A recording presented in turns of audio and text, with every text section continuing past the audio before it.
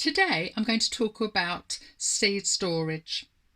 Storing seeds is really important this time of year as the garden season is beckoning. The shops are full of seeds for plants and vegetables, and seed packets adorn the front of gardening magazines.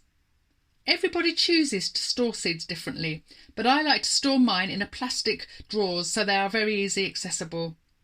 I put the seed packets in monthly sowing order with an index card at the front, itemising all of the seeds for that month. I wrap them in an elastic band and then put them in order. The benefits of storing seeds in this way are they are easy accessible to identify when they should be sown, and if you're like me and have a seed buying obsession, you know what you have got and avoid buying multiple packets of the same seed. This time of year I tend to keep my seed storage indoors, as if stored outside the seed packets will become damp and all stick together. Also, mice will try and get into your seed storage box on the hunt for food. I hope this has been helpful.